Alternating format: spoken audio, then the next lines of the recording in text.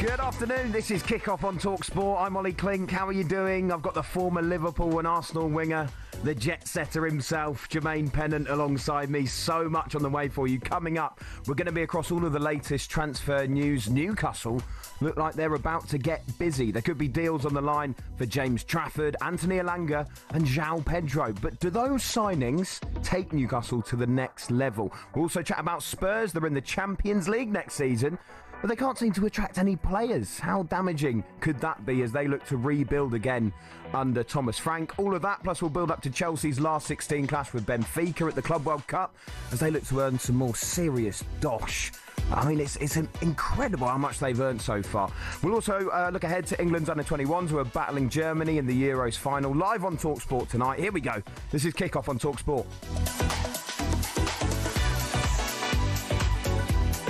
Mr. Pennant, how are you doing, sir? I'm fantastic. Ah, good man. I tell you, we did a show last week. You've been on another holiday since then, or? Actually, no. Yes. Have you actually? Yes. Where did you go? Copenhagen. Oh, very nice. Yeah. How was it? It was good. Yeah. It was for Daniel Agger's Golf Foundation. Oh, nice. Yeah. So basically, it's a foundation to help kids who are in a struggling background or things at home are very difficult, and they phone this number 24/7, 24-hour line. And if it's like I need help, then they will reach out and then get help. Oh, that's lovely. Every way, shape, or form. Is he good at golf, Agger? He's all right. Yeah, he's better than you. I don't know because I didn't play with him. Oh, okay. Yeah. Who are you playing with then? Well, just some randoms. No, nice. Couple of Swedes and a Dane. Did you win?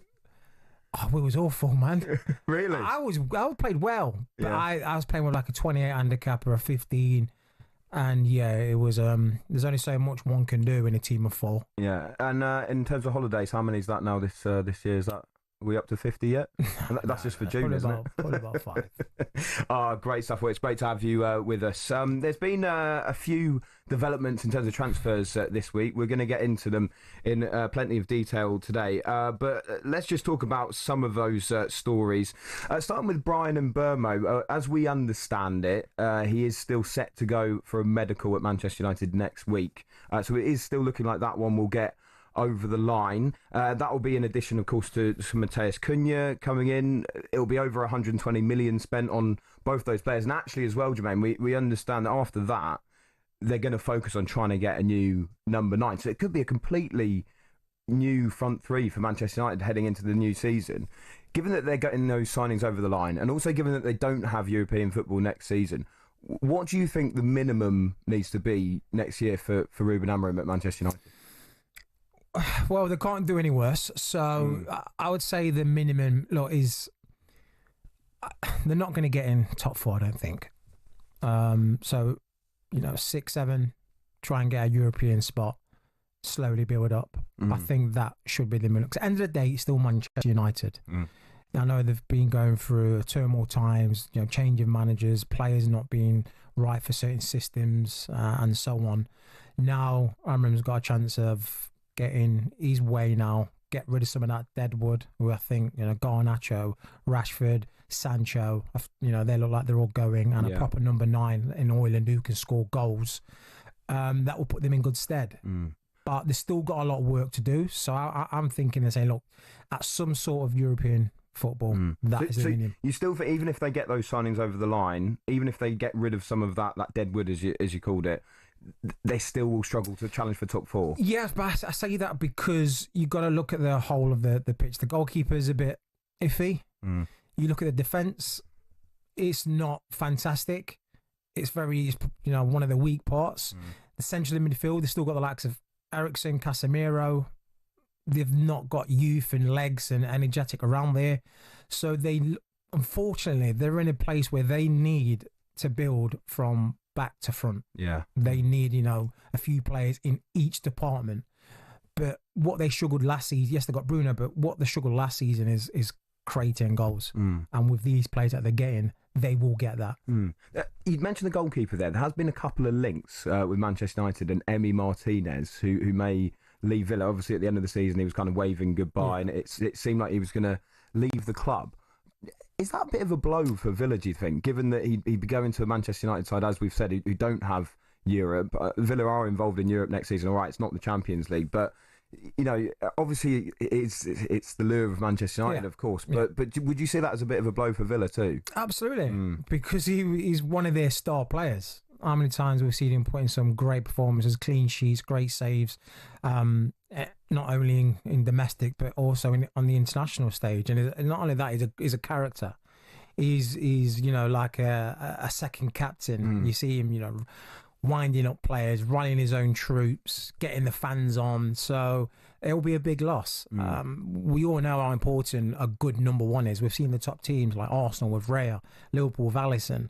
The top teams, need a top goalkeeper, and they'll be losing one in Martinez, and trying to replace that it is difficult. Your Liverpool, they're doing some good business, aren't they? They really. I look at you grinning there. You're absolutely loving it. I mean, Florian Wirtz coming in for 100 million. That's a statement signing, isn't it? That could rise to 116 million. Kirkesh coming in from Bournemouth as well at left back. Jeremy Frimpong, Mamadashvili. I feel like people have forgotten about that one as well. Because I know, because it's so long. A while ago. Yeah, because happened a while ago. It's like I totally forgot about it, but. It's good. It's good backup to Alisson. I think it's like we had with Keller. So having a good number two is vital, because there will be times we've seen now Alisson can't really go a full season staying fit. There will be an injury creeping in there, then we'll miss a month or two.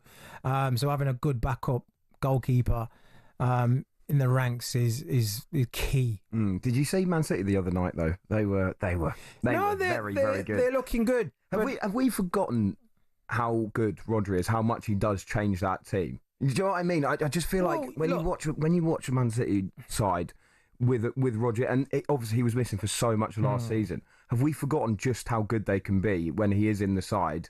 And in that sense, do you feel as if? I mean, Arsenal, obviously, they're being a bit slower than those two teams in terms of getting their business over the line. I do expect them to get a striker and potentially another forward. But at the moment, with the strength of Manchester City and that performance the other night, they just look like that old City under Pep Guardiola. Do you feel that at the moment it'd be more likely to see a two-horse race with Liverpool and City and Arsenal just that bit behind? Or do you think it'll be three teams involved? I think it'll be 3 teams involved. Look, if you take a Ballon d'Or out of any team in the world, they're going to feel it. They're going to struggle. The form's going to dip and they won't be as strong.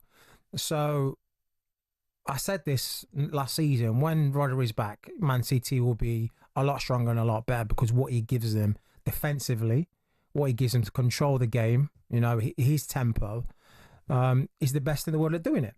So you put that player in a team, it's just going to make them ultimately stronger with the addition of their new signings as well. So without shadow of a doubt, they're going to be back, as Man City. But what it is that other teams also, the top teams, have also, closed that gap and caught up from where they were previously when, City was going on a 4-winning streak of the titles, and now that teams have now caught up like Liverpool and Arsenal. So it's definitely going to be a freeway race for sure. Do you feel like Liverpool have finished with their business yet? No. And if not, where else do you think they need to sign a player? They've been linked with Mark Gahey from Crystal Palace. Would that be the kind of signing that you feel will come next? I think what they've done, they've got players now where they need. So Trent gone, need a right back. Robertson is going to, he's getting to the end of the cliff now, so they need a left back. And Wirtz, we needed an attacking creativity player. So if he can play 9, can play left, can play right, can play in the Szoboszlai role. We needed one of those players and we've got it. Now it's going to be, Konate has got a year left. Let's not put ourselves in a sticky situation. Does that worry you a bit? It does worry, but if we're going to go and get Mark Gahey, then I'm not worried, because it's a good good replacement. He's an England international. He's proven in the Premier League. Won the FA Cup against the Man City, so he can hold his own against the top players. So, if someone said, right, you're going to lose Konate, but you're going to get Mark Gahey, I go, okay, yeah, I'll take that. So we're looking at now getting players in who we may need in the future. Yeah. So like I said, Mark, and I think with Núñez going, if he does go, I think we'll look to get an attacking player as well. Yeah, Núñez linked with Napoli. With Napoli. Yeah. It feels like the right time now, doesn't it, for him to move on? He's had 3 seasons now. I think every single Liverpool fan, including myself, has been very, very patient with him. Season after season and stuck by him. But we were just literally waiting for that moment to click, waiting for him to go, okay, he's found his feet, he's comfortable now, he knows what the Premier League's about. But it's just never taken off. And it's not like next season is going to automatically become this great player now. Yeah. I think we've seen what we're going to get from Núñez with his 3 seasons or 6 seasons. So I think it's better for him, for his mental health, for his morale, for his confidence, to maybe go elsewhere. Yeah. By the way, you can head to talksport.com for all of the latest transfer news. Plenty of stories on there if you want to stay up to date. In just a moment, we are going to talk, Jermaine, about my Newcastle United and some potential business for them. They're starting to look like they're going to get busy, but are they signings that are going to take them to the next level? This is talkSPORT.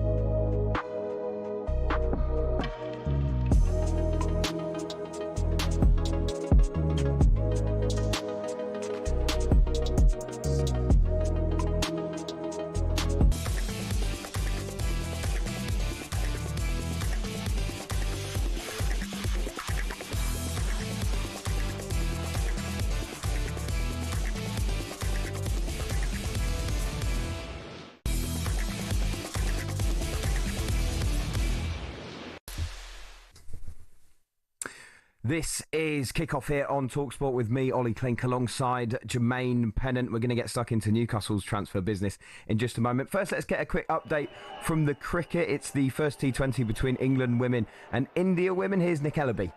England now 102 for 7 off 12.2 overs. They're chasing India's 210, so they've got a huge way to go. Sophie Eccleston's just been caught on the boundary at Cow Corner for 1 off 4 balls. Nat Sciver-Brunt, really England's only chance. The captain, she's on 59 off 35. Lauren Filer's just joined her in the middle. But we've lost a flurry of wickets. India's spinners doing really well. I don't know if it's the heat, Ollie, but England's brains look to be a little bit scrambled. They're quite sloppy in the field, making some poor decisions with the bat. So looks like this one may be out of reach unless Nat Sciver-Brunt, the captain, can do something really special. England move on to 103 for 7 off 12.4 overs, chasing 211 to win at Trent Bridge. Nick, thanks very much indeed. Now, Jermaine, my Newcastle United look like they're about to get quite busy in this transfer window. They've had a bid rejected, we understand, for James Trafford for around £26 million, but the talks are continuing. We know that Trafford is keen on this move as well, so it may be one that does eventually get done for them. Firstly, thoughts on that as a transfer? I mean, as a fan, to be honest, I'm delighted with that, because if they do manage to get Trafford over the line, for me, you're bringing in a keeper who will end up being England's number one in the future. I just think he's got so much potential. Brilliant season last time out for Burnley as well. Is there a bit of a concern though, given his last season in the Premier League at Burnley? He did struggle at times. I think probably just because of his age and lack of experience. I wouldn't say worried, because you got to understand it was in a team that got relegated and no fault of his own. So if you're a goalkeeper and your back line is withholding a lot of pressure every week, game in, game out against top players, top teams, and you're getting beat. He put in good performances, but honestly, he can't stop everything. He's human at the end of the day. You need help from your defence. And if you're in a team that's getting relegated, it means your defence ain't playing great. You're leaking goals. And you're the kind of, not the fall guy, but there's only so much you can do. Yeah. You put him in a better team. We've seen with England 21s how many clean he didn't concede a goal in the old tournament. So you put him in a good team, and there's a great goalkeeper there. And I said he's still young and a future England number one. So for me, it would be a good signing. Yeah, I think the other thing about Trafford that I really like, and Nick Pope's been brilliant for Newcastle, but I would say the distribution side of Nick Pope is lacking, and actually James Trafford doesn't just strike me as a goalkeeper who's brilliant with shot stopping, etc.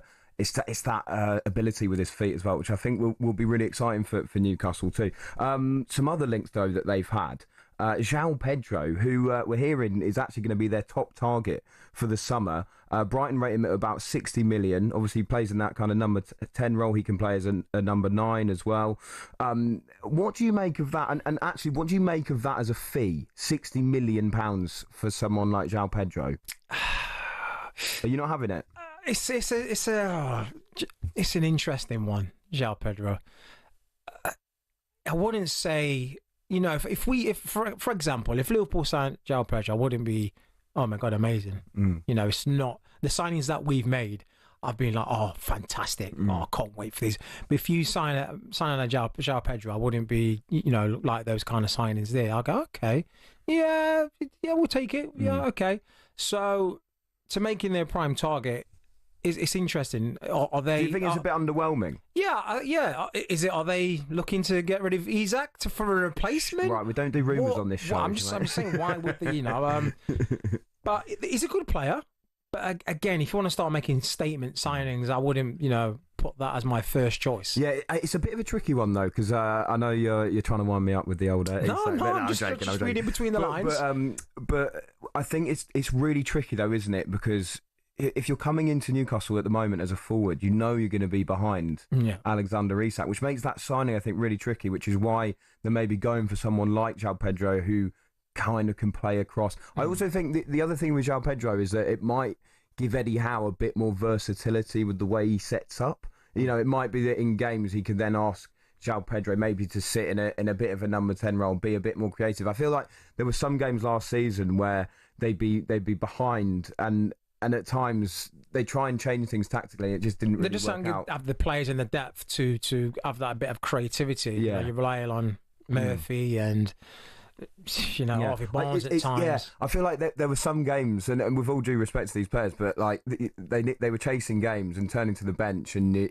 as your attacking options, you're bringing on the likes of Sean Longstaff and Joe Willett. Yeah, nothing against those players, it's just they're not going to change a game in an attacking sense. So I feel like heading into this season, what Newcastle need is more depth, and they learnt that from the season in the Champions League too. Another player they've been linked with is Anthony Elanga, and this would be for potentially a similar fee as well. So they would be splashing the cash again. Is it? I mean, Elanga's more more pleasing on the eye than João Pedro. Yeah. For João Pedro, you went, nah. What noise would you make for Elanga? For Elanga? Yeah, go on. What did you make for Wirtz? I probably don't want to know. Don't know if I can really say I know. But yeah. Let's just it was a nice noise. Put it that way, okay? It was nice. No, Elanga's good because we've seen what he can do at Forest. We've seen the pace, the directness that he can cause teams. So Elanga, the way Newcastle play, how Eddie Howe sets up as well, I think he'll fit in perfect, and he is a great player as well. So that is more of a good signing, nice statement if he was to get a player like that. With all of these potential transfers, and actually we spoke about Mark Gahey and Liverpool before the break, and Mark Gahey is obviously another one that Newcastle are keeping tabs on. They were trying to get him last summer, but didn't want to pay the money in the end. That might change because we know that Mark Gahey's not going to sign a new contract at Crystal Palace. They might want to cash in on him while they can because he's only got a year left on his deal. So it might be that initial 70 million is now going to be a lot less. So Newcastle might be able to sweep in there. But with all of these targets, what's quite interesting is that they are all players who are in the Premier League. I guess you could count James Trafford because he's come up, hasn't he? So they're going for Premier League proven players. Do you think that sometimes supporters they want to see a kind of foreign and sexy name? Would you put Premier League experience above sometimes some of the players that come in from other leagues, and it's a bit of a risk, isn't it? Because you don't know how they're going to adapt immediately to the Prem. Well, if you're asking me, would I have a player who I've seen week in, week out, year in, year out in the Premier League, putting in fantastic performances, or a star in the Portuguese league or the French league? I'm taking the one who I've seen in the Premier League because I know, and we've seen it time after time, when a player comes over who can light it up in a foreign league, but as soon as he reaches the Premier League, it's just a different ball game. Yeah. Did you ever have it when you were playing? You don't have to name names or anything. Where a player would come in and you'd be expecting quite big things. And then they realised, whatever it was, the physicality or the pace of that league, and you just thought, no, they don't have it. Well, we did see some times when some young starlets would come over, and then there was touted the next big thing in their country, and as soon as they come into the Premier League, it's like, wow. They get a slide tackle from Steven Gerrard in training. It's a wake-up call. They're like, wow, this is fast, this is hectic. These guys are aggressive. They give you no time. They're kicking you in the air. It's just like, even with the fans, it's the atmosphere at games. It's intense. All that plays a part. What do you think Newcastle need to achieve next season? It's a bit of a tricky question because they're coming off the back of one of their best ever seasons, maybe even their best ever season, in winning a cup and getting into the Champions League. And it's almost like, is it potentially a difficult second album, especially because they're in the Champions League again? Look, you've got to take it as it is, as in, look, they've done fantastic, and for the past couple of years, they've earned that merit. We're not going to be touting them to win the Premier League. That may come, in time, but right now I think they're just a little bit way off that to win the Premier League. So Eddie Howe's targets now to say to the boys, we're going to strengthen, and we need to maintain the same. We need to get in the top four, stay in the top four. Champions League football is a must for us, and if we can win a trophy along the way, absolutely fantastic. But I think priority would be, now they've got that voodoo off the shoulders and 70 years of hurt of no trophy. Now they've got that out the way. They can now concentrate on building, getting in the top four for next season again, and picking up a trophy if they can. Yeah, I can't believe you're talking about them as potentially in the future winning the league. In the future, if they get, you can mention that as much as you want. They've got the money, they've got the backing to, one of the richest clubs out there. So if they go over the next 5 years, keep key players and add in, there's no reason why they can't challenge the like Liverpool and Man City. Exciting stuff. In just a moment here on Kickoff, we'll be looking ahead to England under-21s. They're in action tonight, live on talkSPORT, in the Euros Final against Germany. Really looking forward to that. We'll chat a bit about Liverpool's Harvey Elliott and what his future should look like.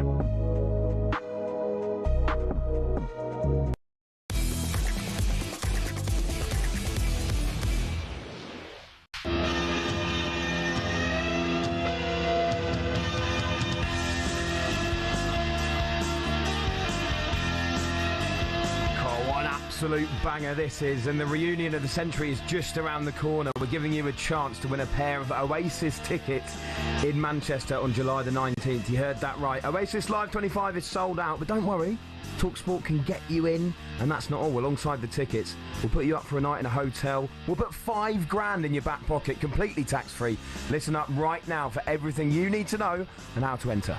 Alright, kid. You have to be over 18 to enter in the UK, excluding Northern Ireland. For a chance to win a pair of tickets to the most electrifying rock and roll reunion of the century, a hotel stay and $5,000 spending money, all you got to do is text the word Oasis to 83338 by Monday the 7th of July at 11 p.m. and you'll be entered into the draw to go supersonic this summer. Sorted. Right, here's all the legal stuff. Text costs £2 plus one standard network rate message. You've got to have the bill payer's permission or post your name and number to Oasis Prize Draw, PO Box 3190, Colchester, CO2 8GP, to arrive by 5 p.m. on the 10th of July. This is a talkSPORT limited promotion run on talkSPORT, Talk and Virgin Radio UK stations. Full T's and C's at talksport.com.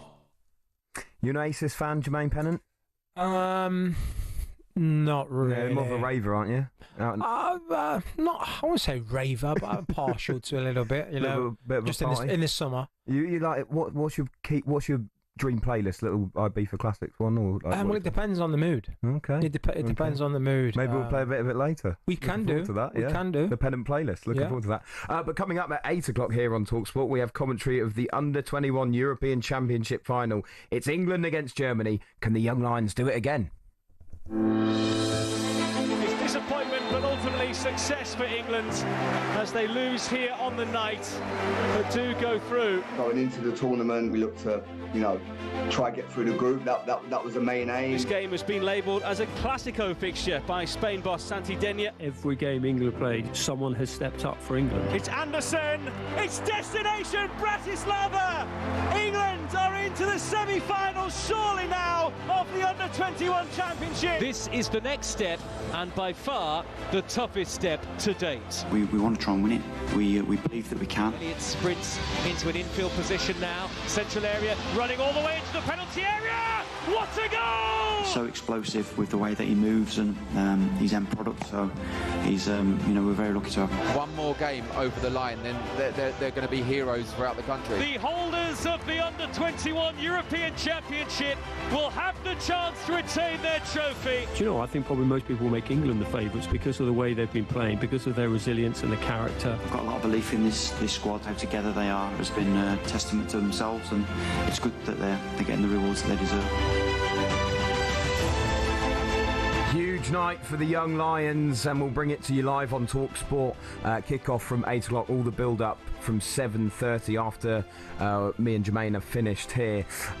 It's a big night, isn't it? They could retain this title as well, Jermaine. I mean, you played plenty of games at this kind of level too. Just how much of an achievement would you say that is, at that kind of level, to go back-to-back? Winning it in itself is a great achievement for these boys who have won it. Then to retain it and win it again, they probably wouldn't have thought of this in their wildest dreams. And it's something unusual to see England talking about retaining a major trophy. So in itself is fantastic to put ourselves in that position to be able to, keep this trophy in our hands. It's going to be difficult, obviously, losing to Germany in the group stage. But what we have saw from the 21s is that they've got better and better with each game that's, gone by. They started off slowly, and, Carsley and the boys came out and, admitted that. And now they've put in some great performances. Yeah, the best teams grow in tournaments, don't they? It is interesting, though, because when they did lose that game to Germany, I think Germany were already through and made 11 changes for that game. So they'll be likely playing a completely different Germany side anyway. So, so much at stake there. And it feels like a really big night for Lee Carsley as well, because, it would be a huge achievement, as we've just said. He obviously had that time in charge as interim manager. Thomas Tuchel's not going to be the England manager for too long. I mean, maybe if he wins the World Cup, he might go on a bit longer. But has Lee Carsley in that little interim period completely torpedoed his chances of taking the first team again? Or do you think if he continues to succeed with the Under-21s, they will still consider him going forward at some point, potentially, to be the first team manager? Well, when he took over an interim, he didn't do any harm to his journey for his place to maybe, take over at the top. And the reason why he got the opportunity in the first place was because he won the Euros with his team. So if he can go back to back, that's saying a lot about a manager who knows how to win tournaments in international football. It doesn't matter if it's 21s, 18s, 19s. We've seen some of the best teams where their managers come from. The Spanish manager, he started off in the 18s, then went up to the 19s and went to 20s and so on. So Lee Carsley has got that knack of tournament football. And if it was to get into the latter stages and finals, he will know how to manage teams, even how to manage his players, the substitutions, the tactics. Something I would say that at that point Southgate got wrong. But apart from that, he did a fantastic job. So yeah, it's a big night for England. It's a big night for him as well, for his future career as being a senior England manager. Yeah, and actually as well, if you think about it, if it was in a couple of years' time, he'd have managed a fair amount of that squad because of course he's been with the young Lions as well. Harvey Elliott has been an absolute star for England and scored 2 brilliant goals to get them to the final. He scored 4 throughout the tournament too. There's been talk about his future because I think the issue obviously for Elliott is the game time, isn't it? I mean, when you're stuck behind Mo Salah at Liverpool, it's not the best place really to be. Yeah. Some of the clubs he's been linked with, RB Leipzig, Leverkusen out in Germany. In the Premier League, I think Brighton are a club that are interested as well. What do you think would be the ideal move for him? I think they'll all be great moves because the teams you mentioned, they're all great teams. Look what Brighton can do when they can sign unknown players, and next minute, they've gone for 115 million. Like Casado, no one really heard about him, and so on. So that will be a good move because they play a good football, attacking football. They've got tricky players on that team. So I think that will be a good move. And you've also got Leverkusen, which they've won the league with a new manager in Xabi Alonso, and they've got also a good team, good style. So I think that would be a good move. So Brighton or Leverkusen would go. And it's sad for Harvey because, like I said, it was in a team where you got Mo Salah. Yeah. It doesn't matter who you are, you're not playing ahead of him, unfortunately. And with Harvey, he hasn't got a prominent position. Like Mo Salah, he plays on the right. You don't put him on the left, you don't put him in the middle, you leave him on the right. Where Harvey Elliott can either play on the left, he can play on the right, he can play in the number 8 slot, he can play a little bit deeper, he can play high. So he's a bit too versatile. It's too versatile, so you want to, sometimes you want to play just, you spot, where you are. Where with Harvey, you ship him around, so sometimes you couldn't get the game time. Yeah. Because Mo's in and goes, we'll put subs here, so we've got, it's difficult, and he's at an age now where he needs to be playing regular football. Yeah, he's earned that right in any other team. He's earned that right to play regular football. And as being there, when I was at Arsenal, I was 21, 22, and I wasn't playing regular, and I just needed to get out because that's all we want to do. It doesn't matter if it's a top 4 team or a middle of the party. It comes to a stage where I don't care now, I just want to play. Yeah. What age, out of interest, what age do you think that is for a player like Harvey Elliott? What age in his career do you have to turn around to yourself and go, do you know what? It's too difficult to get into this team. He's 22 now, so he's been playing first team football on and off since 16. He's at Fulham, bits and parts at Liverpool, alone here. So he's had a massive taste of it, and now he's getting into his crunch years, his important years. It'll be a waste for him to sit on a bench at Liverpool. He deserves now. Unfortunately, it's just. Slot doesn't really see him fitting into his system as a main starter, so he needs to go out and get that football at another team. Will it be a bit of a blow for Liverpool in terms of squad depth as well? Yeah, he tends to pop up with big goals. He does. You've seen him pop up important goals at the PSG 1-0 when we got absolutely battered with. And sometimes he comes on and also changes a game. It gives it a little bit more life, with his IQ, his through balls, seeing passes. So it will be a loss because that's what teams and managers love, when they can go to their bench and that player who they're bringing on can change the game. And it seems like every time we brought Harvey on, he did something that made a difference in a game. Yeah, he is a slight doubt for the game against Germany because he said that he slightly jarred his knee when he was doing a knee slide celebrating the goal, which would be a real shame because he's been so important for England. We'll bring you that team news at 7 o'clock.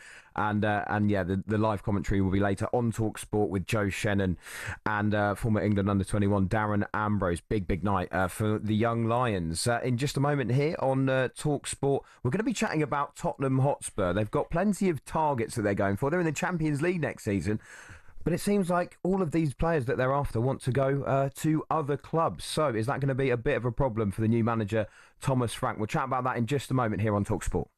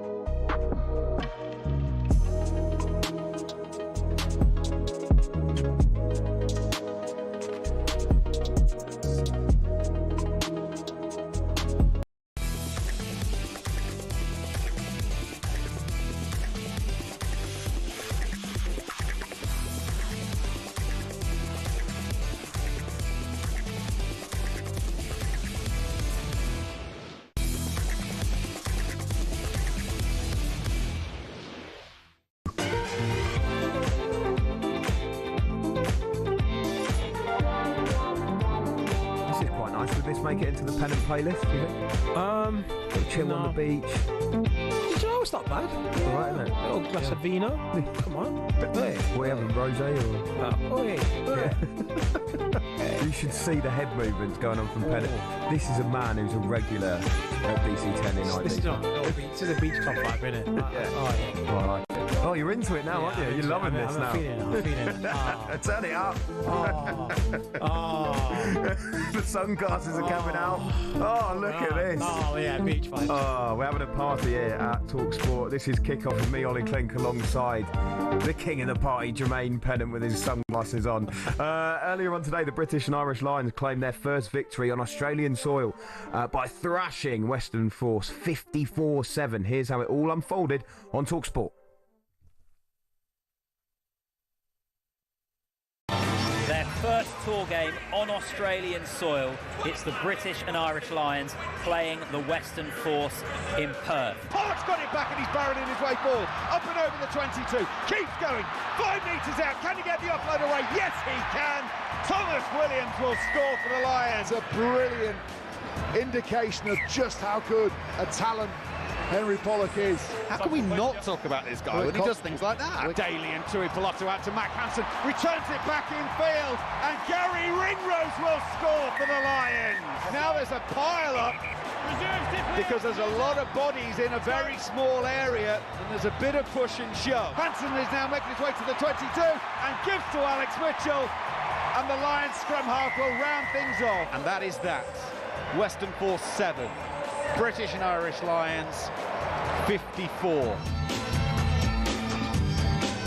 Absolutely dominant, brilliant performance from them. And yeah, they take on the Queensland Reds, the British and Irish Lions, on Wednesday morning. It's live and exclusive on talkSPORT 2. We are your home of the Lions. Coverage starting from 10 o'clock. Don't forget, we will bring you live commentary of all 3 test matches against Australia. Really looking forward to that. talkSPORT, the only place on national radio where you can follow all of the Lions action. Jermaine, you've taken your sunglasses off now. Let's get a bit serious. Yeah, let's get back to business. Serious once again. Beach club. Let's chat a bit about Spurs. Yes, because it's an interesting one, Tottenham, isn't it? Because they've managed to secure Champions League football for next season, having won the Europa League, but it is a summer of transition, isn't it? Because they came 17th, they got rid of Ange Postecoglou, Thomas Frank's coming in, but there seems to be a bit of frustration going for the Spurs fans, because some of their targets already are being linked with other clubs. I mean, firstly, Brian Mbeumo looks like he's on his way to Manchester United, who they beat in that final, and then Eberechi Eze is linked with Arsenal now.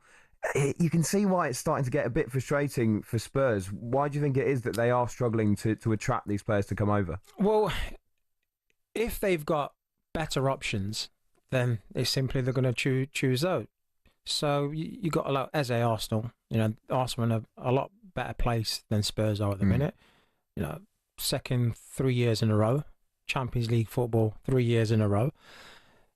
With Spurs, they played in a competition that was probably the weakest it's ever been, and beat the final team was, Man United very struggling on all fronts. So you're not pulling the wool over anyone's eyes.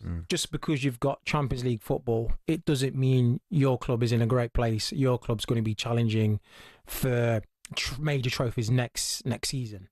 So players like Eze will think, whoa, I'm going to go to a team that's cemented, that's in a stable place, that's going to be challenging for these, potentially win a Premier League. So unfortunately, if you've got two teams battling for a player, Tottenham and someone X, Y, Z, they will choose the latter. With Mbeumo, though, is he going, is the key factor there that Manchester United... He's simply going because Manchester United. Do you think? He's simply going, if Tottenham came and said, we're going to offer you exactly the same as Manchester United, he will choose Manchester United. Even though they're in the Champions League, Spurs? Yes, because, like I said, you're not... Just because you're in one season in the Champions League... They probably won't get in there. They're not going to finish in the top 4 next season, Spurs. They're not going to win the Champions League. So they won't qualify for the Champions League next year. They will do better this next season because they can't do any worse. So they'll be relegated. So you've got a player like Amber, right, I want to go to Manchester United because it's a bigger team. The history of the club, it's a lot bigger than Spurs. And the future project...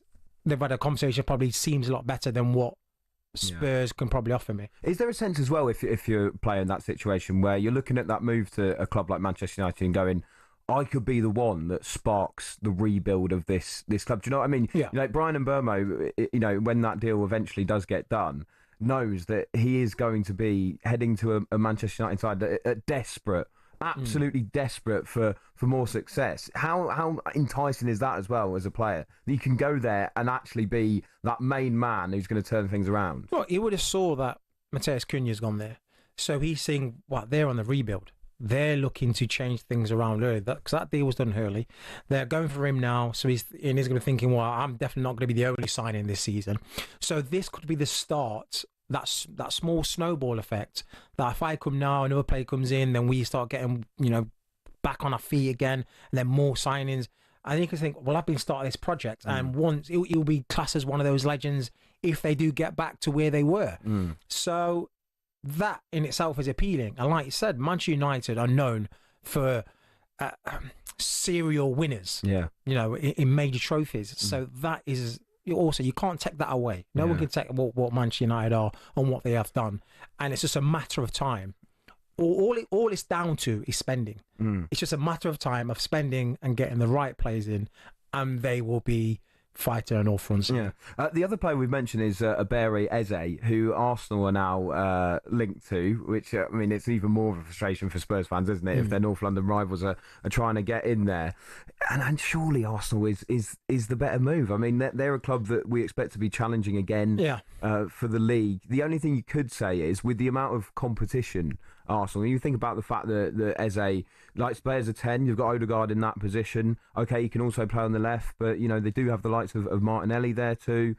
At Spurs, he surely plays every week. He's the main man. Talking about being the main man, he absolutely would be. In that sense, because we have just talked, even when we talk about Harvey Elliott, talking about how important game time is, how important getting out there and playing is.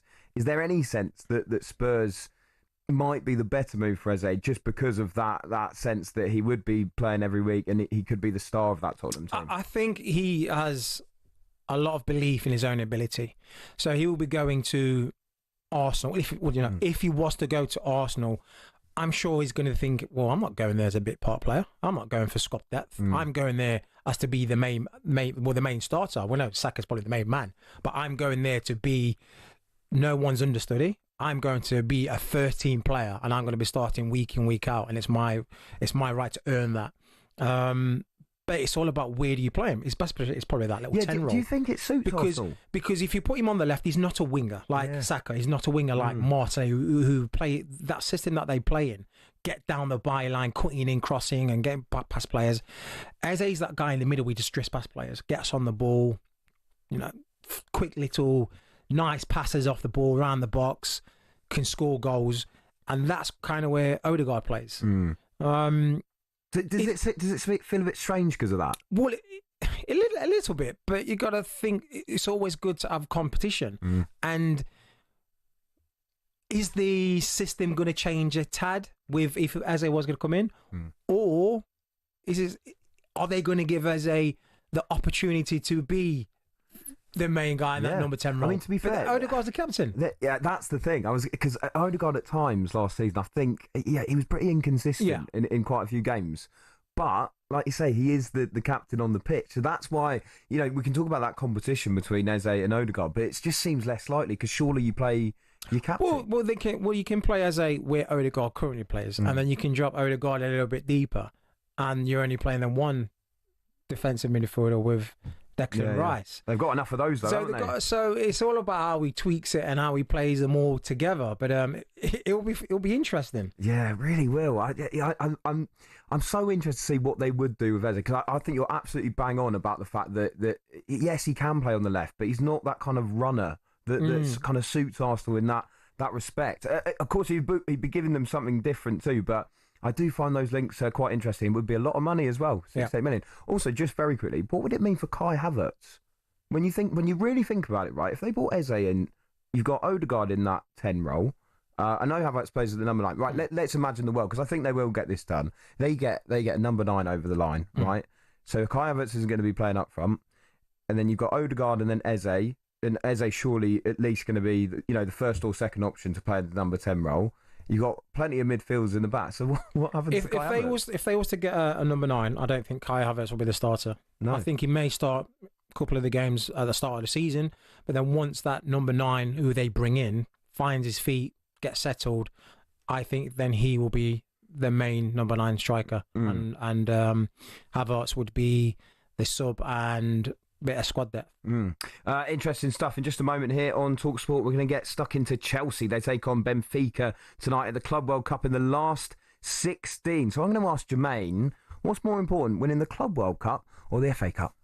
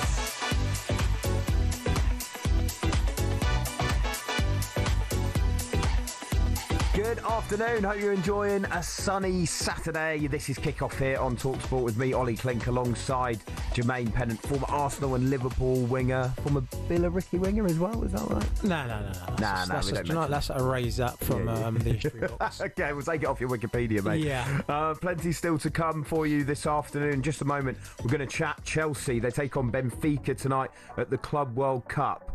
But where do you rank the Club World Cup in terms of importance? Would it be more important, let's say, than winning, I don't know, the FA Cup? Going to get Jermaine's thoughts on that. We'll also get his thoughts on something new for next season. They're going to introduce interviews for substitutes when they come off the pitch. They're also potentially going to film in the dressing room before games and after games. Not necessarily team talks, but we'll see what Jermaine thinks about that, having been an ex-player. Looking forward to what he thinks about that. But let's start with Chelsea, and let's hear from their manager ahead of that game against Benfica. It's the last 16 of the Club World Cup. There'll be full commentary of this on talkSPORT 2. Here's what Maresca has had to say ahead of the game. The players, they are aware that now it's knockout game, you know. Previously we were in the group, in the stage. Now we are in knockout game, and knockout game, anything can happen. But it's not just for us, it's for any club. And the player, they are aware that in this moment, the team that is going to make more mistake probably is the team that the day after is back to home.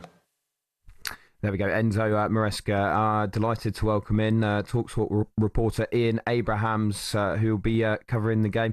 Moose, how you doing? All right, how are you? Yeah, really, really good, thank you. I feel like it's an important game, this, for Chelsea, mainly down to the amount of money they've already earned from this tournament. It will only get bigger. I think it's, 36 million they've already earned so far, so that pays off Liam Delap and then some. And, and if they win again tonight, that's only going to grow.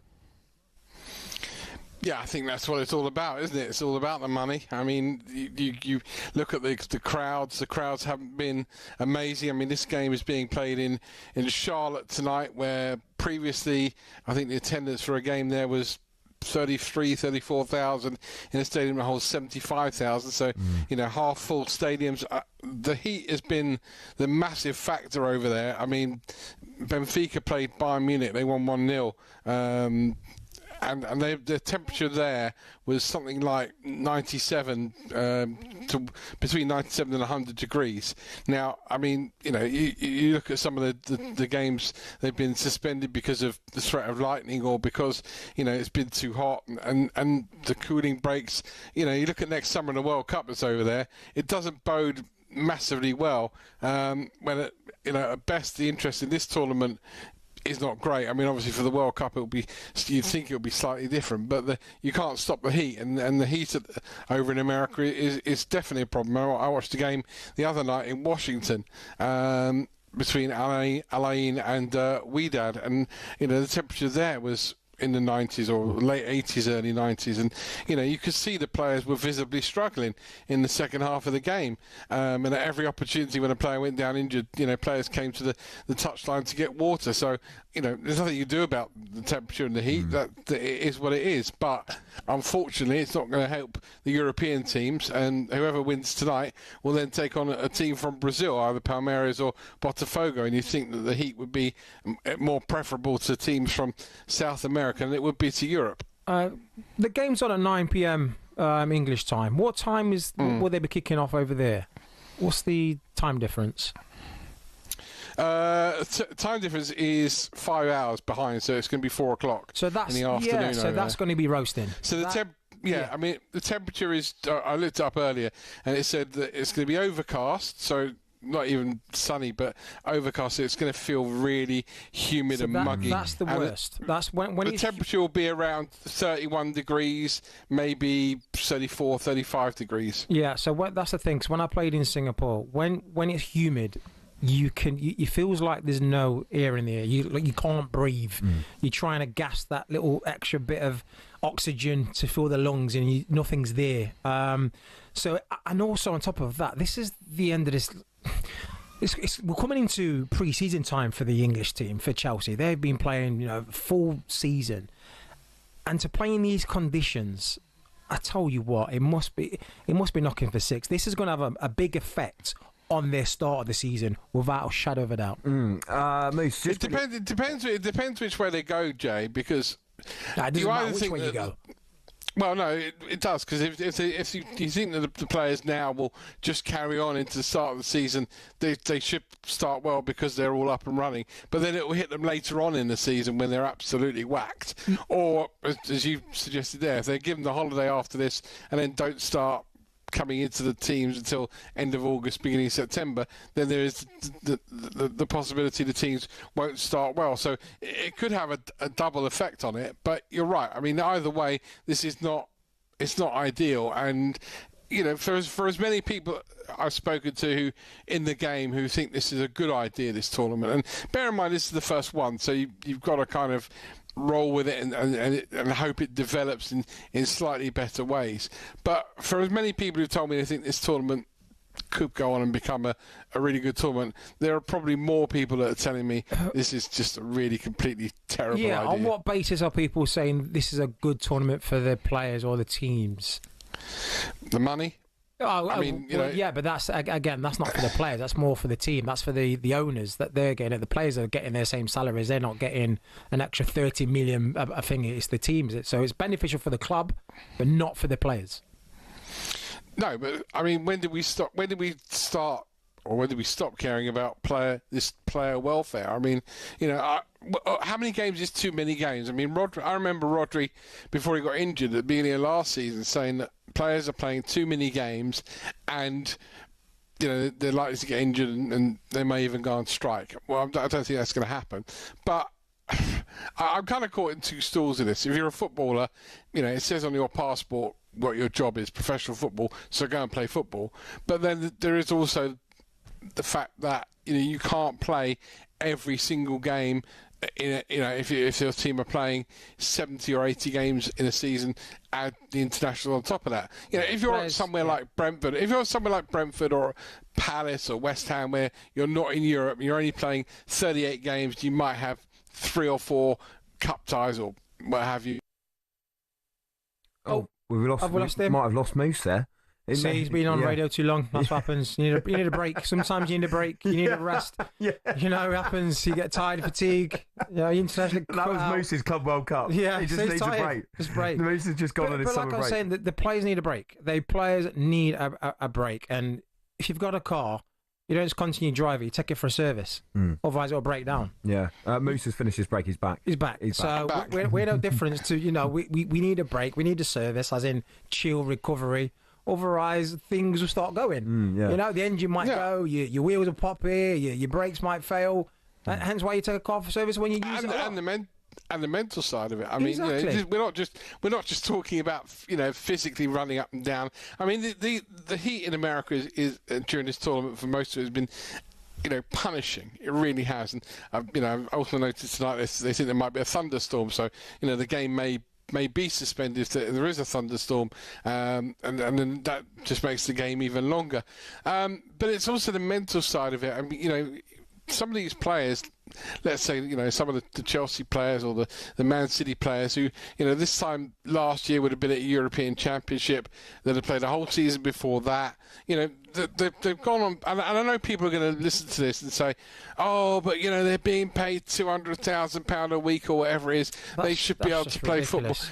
football. That argument. If you buy a Ferrari, do you not take care of it? Do you not take it for a service? No, just because I spend a £200,000 car doesn't mean it's going to run itself and fix itself. I'm with you. I'm with you 100% on that. And somewhere along the line, one of two things is either going to have to happen.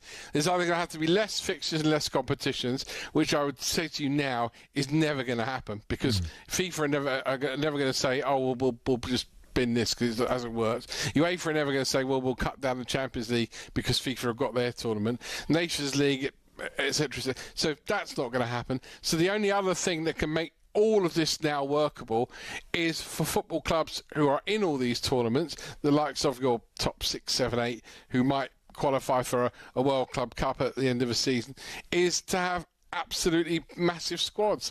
And one other sport that I follow quite a bit is the NFL. Now, they have on their roster something going up towards, I don't know, someone will tell me 70 or 80 players. I'm not suggesting in years to come we're going to see Liverpool rocking up at a game with 5 coaches because they've got 80-odd players to slap around with them, but they might have to have a roster or a squad number of, say, instead of 25 players plus youth team players, a squad of 35 or 40. And everybody laughed this time last year at Chelsea. And even I kind of mocked Enzo Maresca at a press conference when Chelsea was still buying players and they had loads already. And I think at one stage he turned around and said, listen, I haven't actually got a squad of 45 players. I've only got a squad of whatever. And there was the bomb squad over in the corner that he wanted to get rid of. But in years to come, you might need to have a squad of 45 players, just simply so that at times you can rest a Jermaine Pennant and bring in somebody as good as a Jermaine Pennant and tell Jermaine Pennant to go off for 2 or 3 weeks and just do nothing. Cheers, he'll be up for that. Jermaine Pennant, I mean, there you are, the manager in the dressing room. Jermaine Pennant, can you go off for 2 or 3 weeks? And don't forget to bring your car back. By the way, Olly Clink, you're as good, so you'll have to play instead of Jermaine Pennant. And mix and match like that, because otherwise, you're right. I mean, the quality will just end up being so poor, and players will end up just breaking down left, right, and centre. Moose, thank you very much indeed, mate.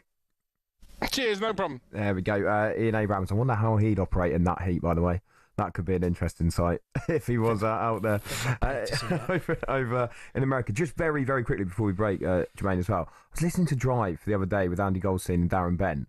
And Benty said something I just couldn't get my head round. Goldstein asked him, as a player, where he would rank winning the Club World Cup. He actually said, if you were in the final of the FA Cup, at Wembley, Cup final day, would you rather score a winner in that competition or win the Club World Cup, score a winner in that game? And Benty chose the Club World Cup.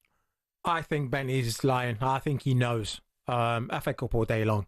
For me, the Club World Cup is like the European Community Shield. It's been going for 20 years. Name me 4 winners. Yes, Man City's won. Have they? Yeah, Man United, Liverpool. Have they? I can't remember. I don't think Man United have. I'm not sure. I know Liverpool and Chelsea have. Maybe Man City. Right. We're struggling, right? Yeah. We're struggling. No one watches it. We don't really care as fans if your team's in it. But I'd rather have an FA Cup on my CV, telling my grandkids, the traditional English FA Cup, we the team you have to beat to get there. That holds a lot of weight than the Club World Cup, because like I said, it's like the English community, it's like a community shield of the European football, just a lot more money at stake. So for me, FA Cup all day long. Yeah, come on, it's got to be the FA Cup, haven't they? You get remembered forever if you score a win in the FA Cup final.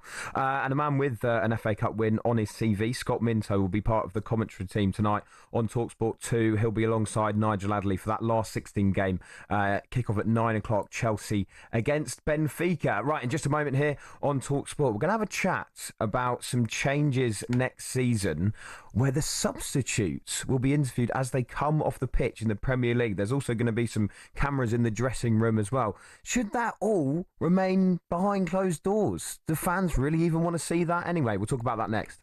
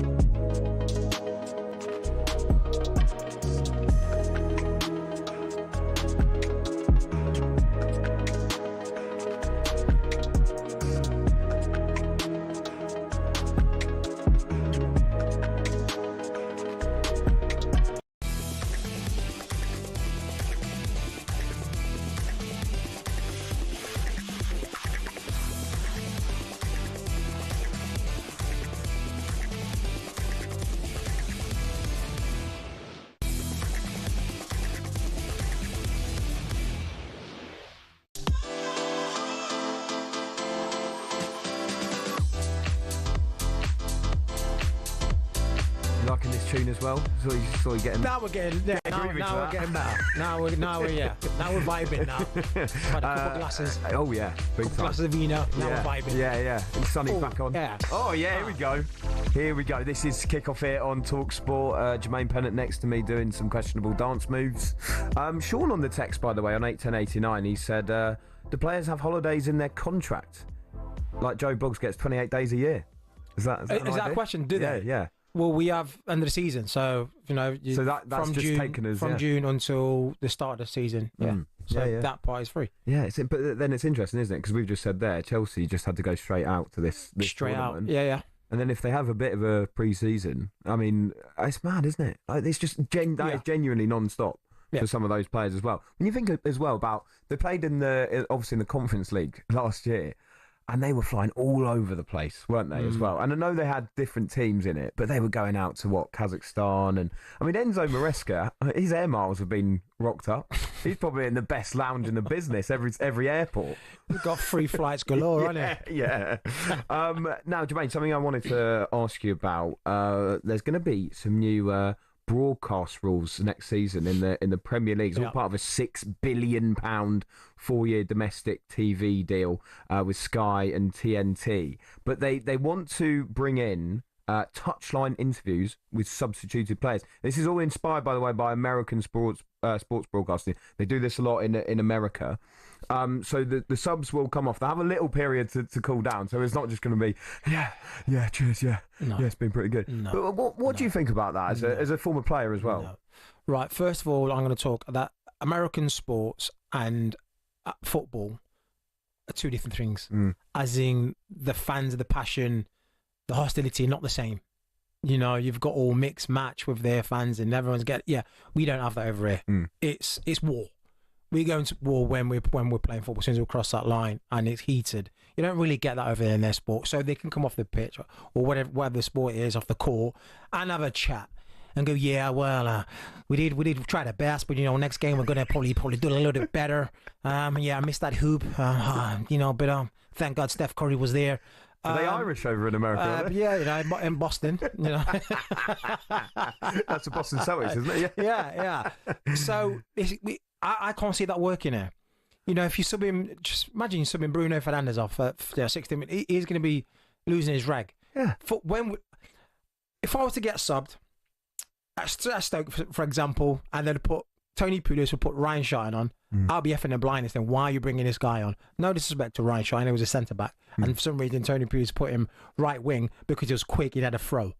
No, genuinely speaking, yes, that was why. Yeah. 100%. How fuming were you after that? I was raging, absolutely raging. So were the fans, and if I had a mic in my face, I probably wouldn't play for the rest of the season because and. You give me a call down, I'm going home after that game, and I'm still raging, especially if we lost as well. And I'm coming in the next day, and I'm moody, sulking.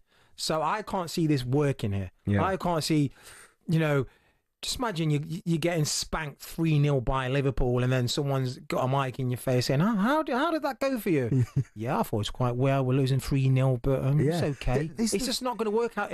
Our football is not like that. No, I agree. And also, I feel like there has to be a bit of magic behind it. You, as a fan, I kind of I don't want to see too far past that 4-4. I kind of like the idea that there's drama going on. You don't quite know what's going on about it, and you get post-match interviews anyway, so you can get into that after the game. And I just don't know what insight you're going to get as well, because like you've said, I mean, if they go up to a fuming player, he's not going to, unless he's absolutely raging, it's not like he's going to be like, well, I completely disagree with the manager's decision to take me off, and he's not also maybe going to give away what he's thinking about the game in general. It's not going to be genuine. Is he going to come off and just be like, well, actually, I think the way we need to beat them is to do this. I just can't see that happening. Oh, look, he's brought me off and I'm raging because I could have got an hat-trick and I'm on 2 goals now. Yeah, now Ryan Shotton's on. These are rubbish and I thought I could have got another goal, but he's brought me off once from. So no, it's not going to work. For me, it won't work. I don't think you're going to get any good value out of it. Like I said, they're not going to say what they really want to say. And after the match, we have post-match interviews with the winning team and the losing team, or if it's a draw. So we kind of get from the captain, well, we could have done this better, or we've done this well.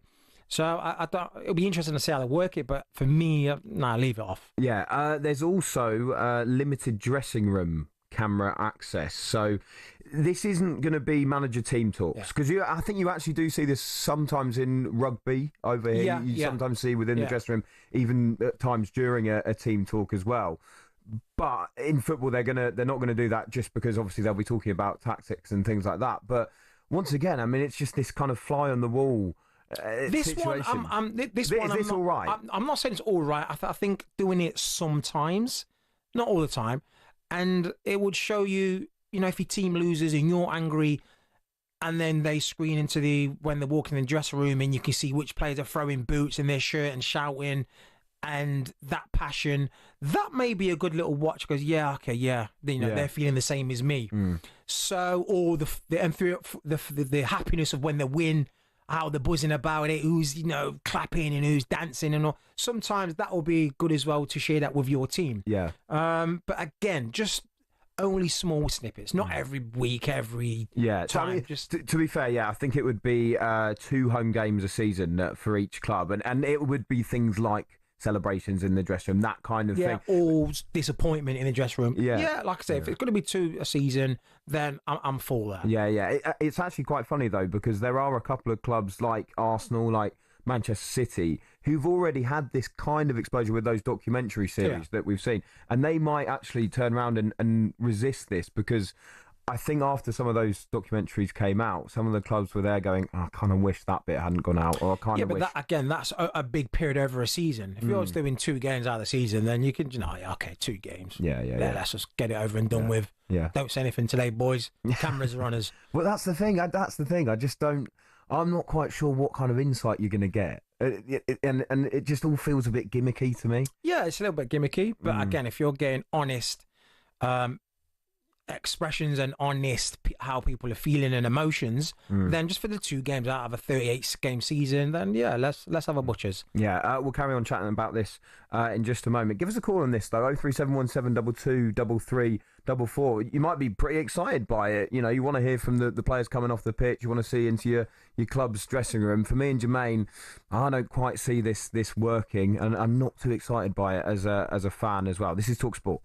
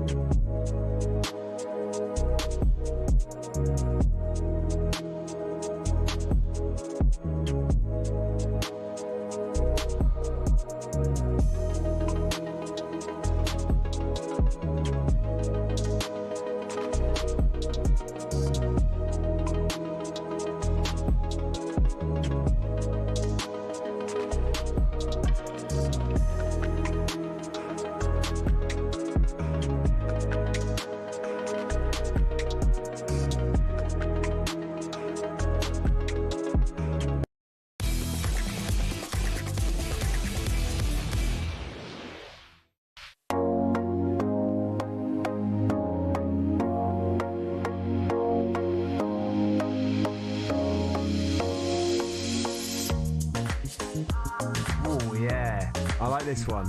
No beachy vibe. Ooh, yeah. Oh, yeah. Oh, yeah, baby. Was that the sound you made when Vert signed? Oh, it was better than that. I don't want to know, mate. You don't want to know. Also, I mean, you mentioned there that they show the celebrations in the locker room if you want. Are you sure that they should have shown some of your ones? Or was it pretty... I was just a wind-up merchant, I was. Honestly, in the change rooms, it was just brilliant. What'd you do? Well, obviously not when we lost, but if we won, just some of the stuff I would do. Were you, what, pranking people or what? Well, not just pranking, I was just always making someone giggle. Okay, cool. It was just... That's just the kind of personality I was. Oh, there we go. Yeah, and still are, I would say. Oh, yeah. Yeah. Maybe calm down a bit. just a wee bit. This is Kickoff here on talkSPORT with me, Olly, Clink, alongside Jermaine, Pennant. We've been chatting about half-time interviews and interviews with substituted players. We've got a text here from Josh. He says, I think the fact that you guys are missing is that these interviews and other changes were done because of fan input.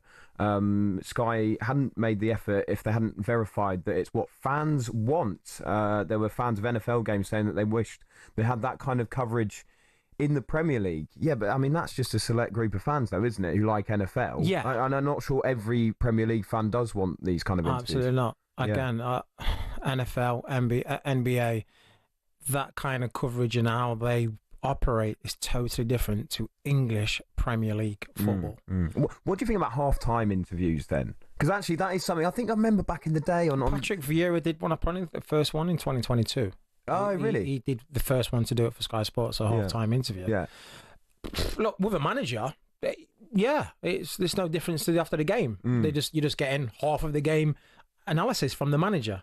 But a substituted player, I don't think that's going to really wash. Yeah. Give us a call on that 03717223344. You might be a big fan of it. You might agree with Josh that it's what the fans want. They want to see more and more coverage of the Premier League as much as possible. By the way, Jermaine, there's been some news today. You might have heard it in the headlines there with Matt. Paul Pogba has signed a 2-year deal with Monaco. He is back. Of course, he's had that lengthy ban, but now joining Monaco. Do you know what? I heard Andy Brassel, our European football expert, he's on Trans-Euro Express. I think it was him talking about this the other day, and he said, the good thing here, I think, for Pogba, I mean, this is a player who's just been so in the spotlight throughout his whole career, and he was like, if he goes to Monaco, he won't even be in the top 100 most famous people in Monaco. Do you know what I mean? So do you feel like this is the kind of move that just is good for him in terms of a football perspective, but also just takes a bit of that limelight away from him too? Takes some of the limelight away because he's in such a place where, like I said, there's so many stars there, and he won't be the main attraction or attention or bothered as such, because we know he's a bit of a wild character. But I think it's just good for him being on home soil. Okay, he's not from Monaco, but French and whatnot. And just back playing football. So in that sense, it's very good for him. Yeah.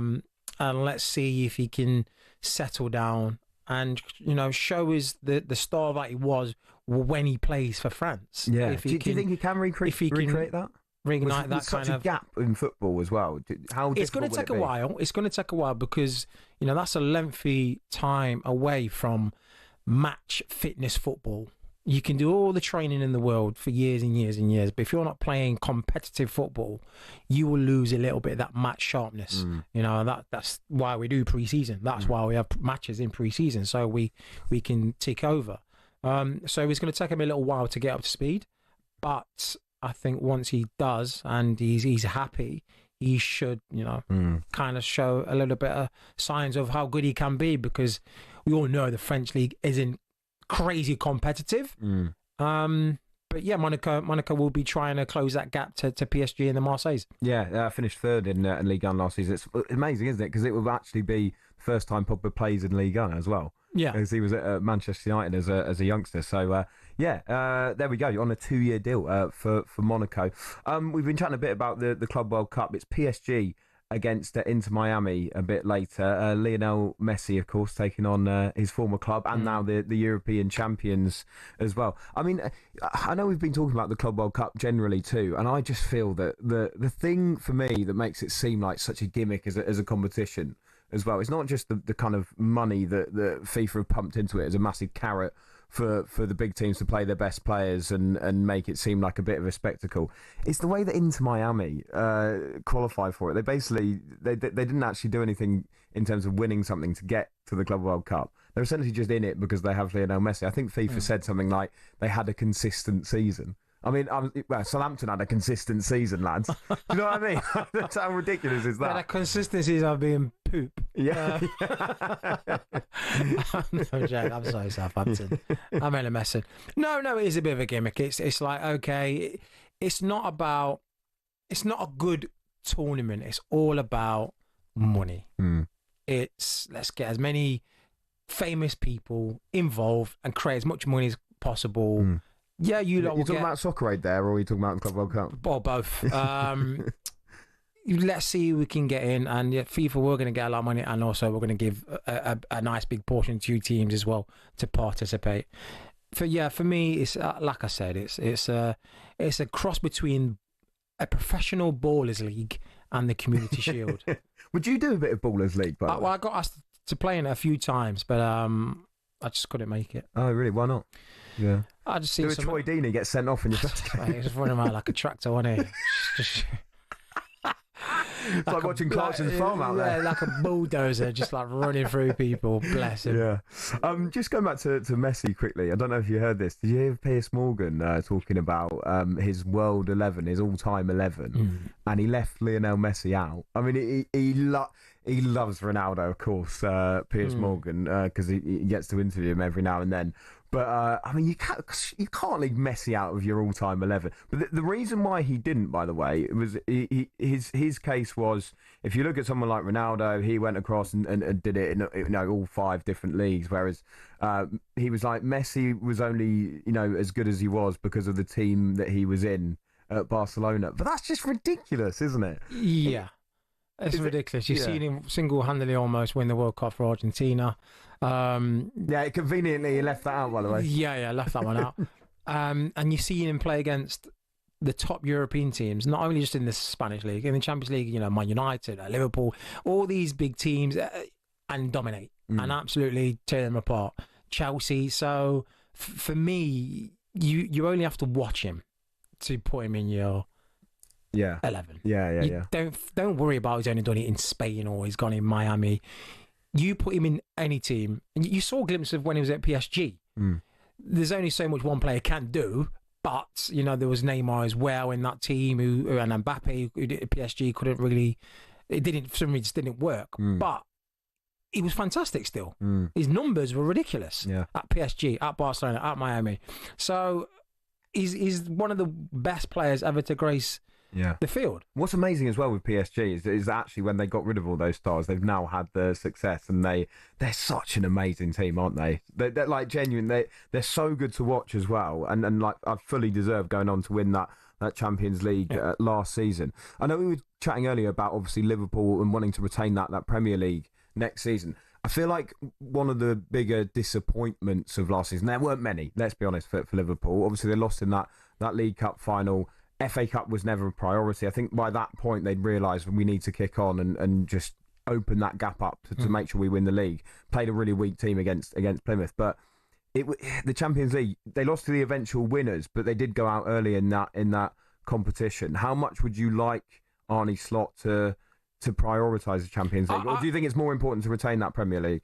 I love winning the Premier League, and that is important.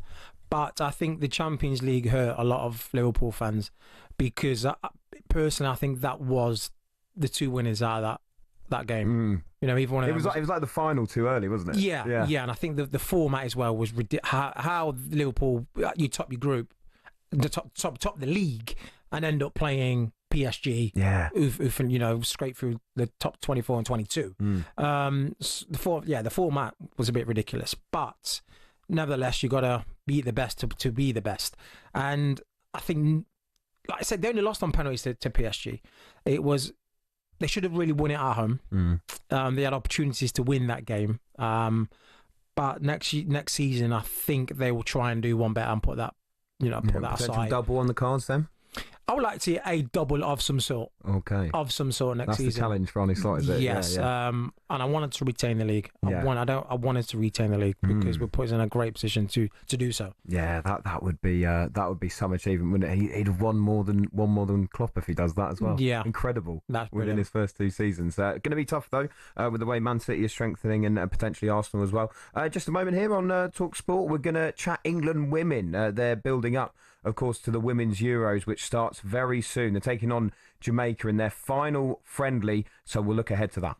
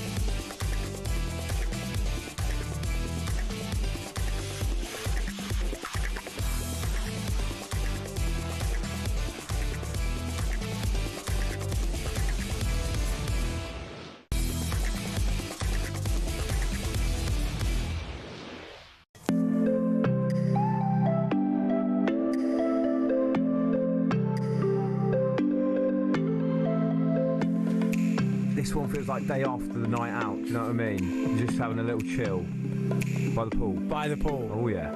With like 14 litres of agua. Agua. Oh, I love it. I love it. Yeah, do you know what? Jeff Peters is coming up in just a moment. He's a good DJ himself. Yeah, I know. Good I know. DJ himself. Yeah. Would he have this in his life? I don't know. Has he got these in his set? Yeah, we'll ask him in a minute. We'll ask him in a minute. Before that, he is across England women who are taking on Jamaica tomorrow at the King Power Stadium. It's their final warm-up game ahead of the Women's Euros next week. Let's hear from the Lionesses head coach, Serena Wiegman. She spoke to Jeff. How important, Serena, do you think is momentum going into a major tournament? People like us guys in the media and whatever, we talk about momentum a lot. Is it something that is huge for you? Obviously, going into Euro 2022, you'd won 12 and drew 2 of the 14 games going into that. Yeah, I think when you start a tournament, you want to create momentum. You want to create momentum ahead of it. I think as a team, in our bubble, we already created momentum. Like the togetherness, how we are on the pitch is really sharp, it's demanding. Is what Jess also referred to that already, that it looks like there's really good connections. And but then when the game starts, you have to show, and it's going to be really, really tough. Of course, the first game you want to be really successful, but you are also responsible for creating momentum, and however things develop, you have to try to get it back to in your advantage, to get it back to what you wanted to and create your own momentum. So yeah, we prepared for everything in a good way, but also when we have a setback or anything else, how do we get back in what we want, and how can we create the momentum that we can control things as much as possible. Let's bring in Jeff Peters now. Jeff, I think that's a great question about building up momentum ahead of the tournament, especially with the build-up that the Lionesses have had so far, with the retiring of Mary Earps and Millie Bright pulling out with a bit of burnout, Frank Kirby, retiring as well. So building momentum, you could argue, has been a bit tricky for Sarina Wiegman, but it sounds as if within that camp they are building an atmosphere that's ready for this Euros.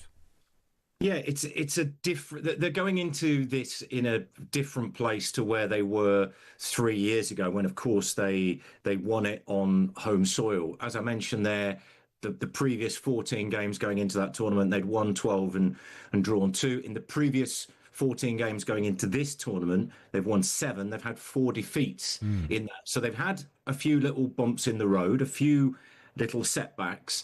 But as at St George's Park earlier today, when we heard from Sarina Wiegman and from Jess Carter as well, they both felt very positive in terms of where they are right now. And of course, if you've not got somebody like Mary Earps, with all her experience, with what she brought to the squad in 2022 and in the World Cup in 2023 and subsequently as well, they're going to miss that level of experience.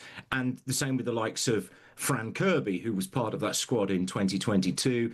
Millie Bright missing out. Again, that's another experienced player. There's no Nikita Paris in the squad. She was overlooked. They've gone for a youngster, Michelle Adjamang, who offers something a little bit different. It is a little bit tough on Nikita Paris. But so there are some players missing who definitely would have made the squad stronger.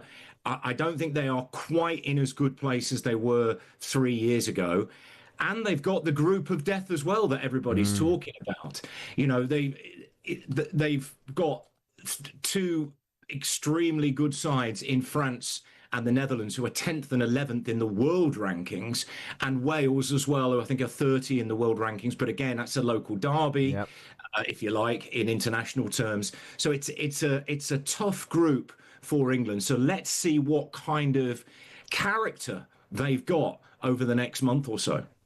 We just spoke about the players that are not going to be with Sarina Wiegman's team, but good news for England is that Lauren James is set to return tonight.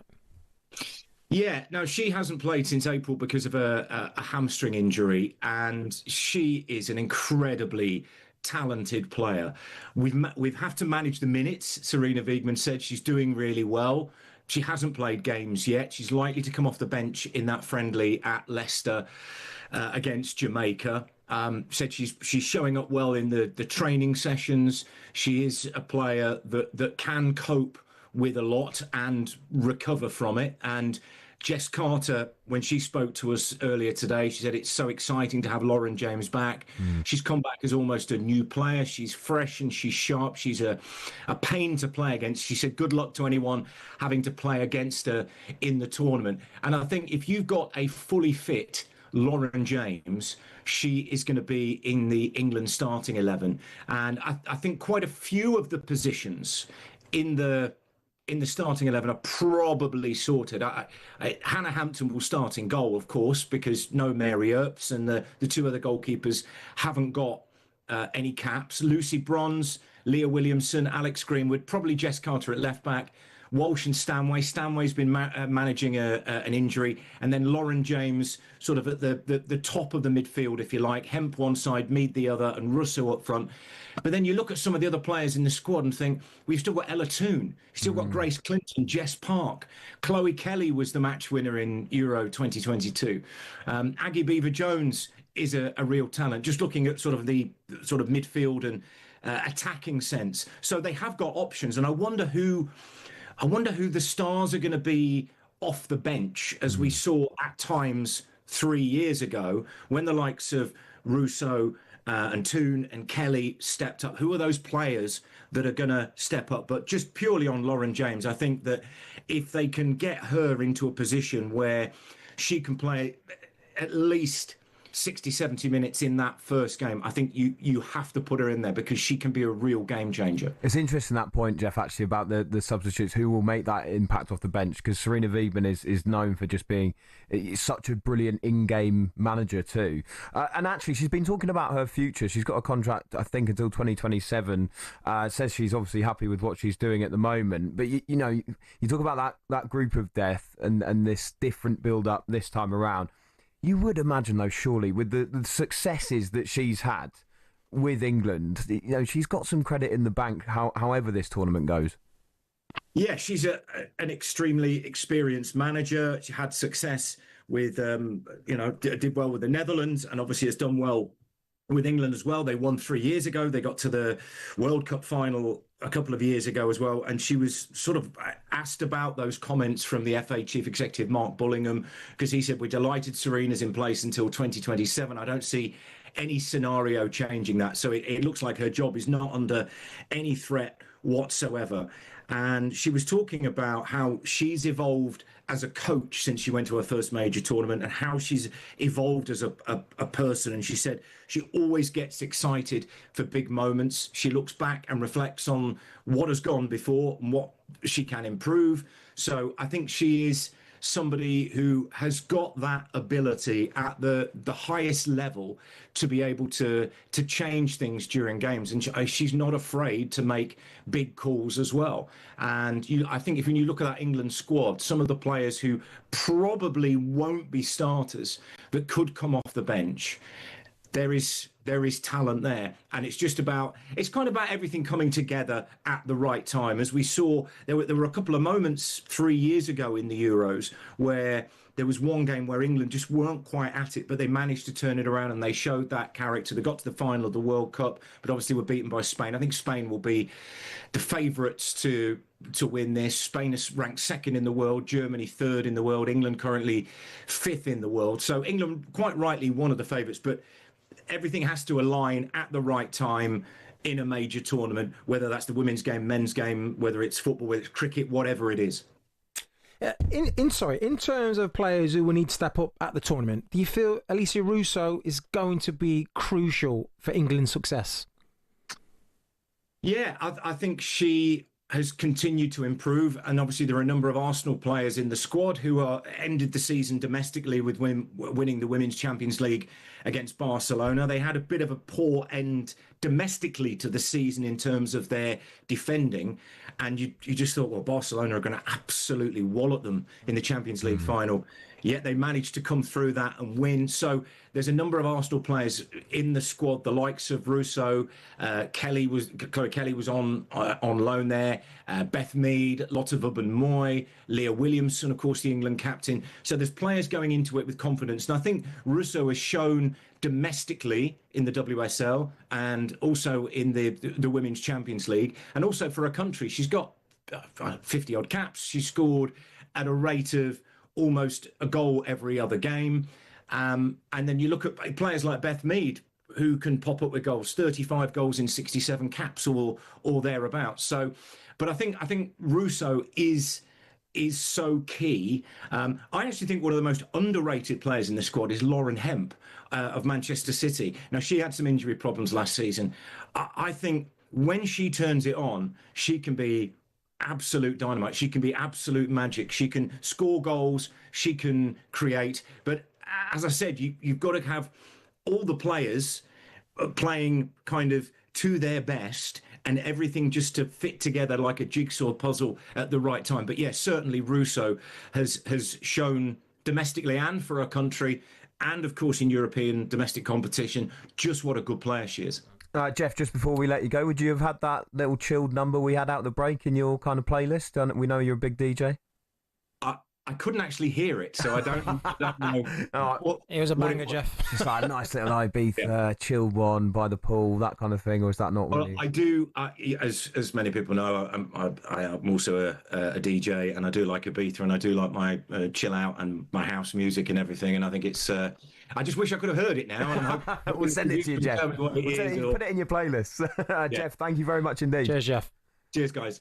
There we go, Jeff Peters there, and you can listen to the full Women's Euros. We'll have you covered here on talkSPORT. This is talkSPORT. This is Kickoff with me, Olly Clink, alongside Jermaine Pennant.